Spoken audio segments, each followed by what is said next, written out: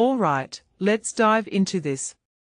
So, there's this viral story about Mark Zuckerberg's $380 million yacht ignoring a distress call in Alaska while a 40-year-old tourist boat stepped up. At first glance, it sounds like a punchline, billionaire tech bros versus grandpa's wood-paneled cruiser.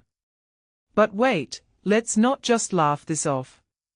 This incident is a fascinating lens into something way bigger.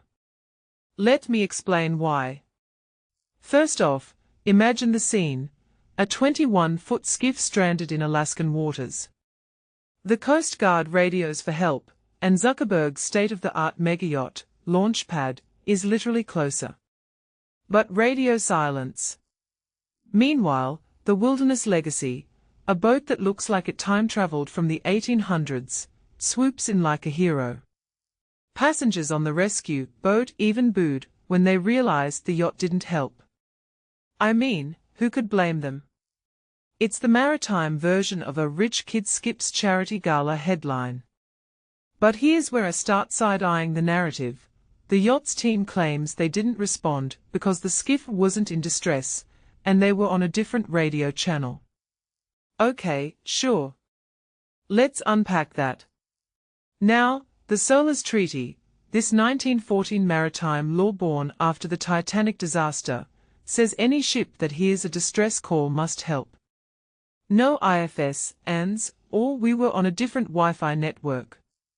The treaty's been around for a century because it's not just about heroism, it's about shared responsibility. But here's the twist, Zuckerberg's yacht crew isn't a fishing boat or a cargo ship. They are probably tech bros who think emergency protocol means rebooting a server.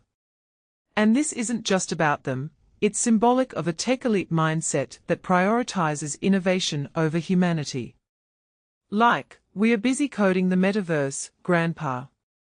But wait, Zuck wasn't even on the yacht.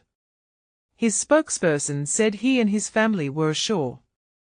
So, does that absolve him? Honestly, no. Because this isn't about one guy skipping a volunteer shift. It's about the culture his empire represents. Meta's entire brand is about connecting humanity, but when real-life humans are stranded 100 feet away, the system glitches. And let's not pretend this is an isolated fluke. How many times have we heard about tech companies dodging accountability for privacy breaches, misinformation, or labor rights? This yacht incident is just a physical world metaphor for that same we'll fix it later attitude. What fascinates me most is the public's gut reaction. Those passengers booed because they saw a clash of values, vintage woodwork and teamwork versus steel-plated apathy. And the irony. The Wilderness Legacy wasn't even some retrofitted Tesla, it was a boat built in 1984, the same year Apple launched its first Mac. Yet it outperformed a yacht with 5,846 horsepower engines. That's not just a tech failure, it's a moral one. It makes you wonder, in our obsession with disruptive innovation, have we forgotten the basics of being decent humans? Now, before we crucify the yacht crew, let's ask, is this really about them? Or is it about a system that lets wealth insulate you from consequences? If you're worth $300 million, maybe you assume someone else will always bail people out.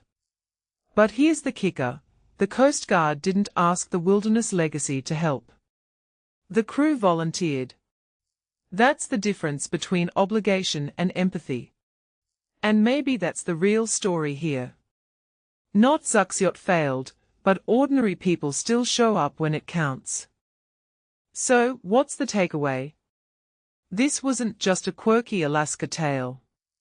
It's a microcosm of our age, tech's promises versus analog reality, wealth versus responsibility, and the quiet heroism of people who still believe in the greater good.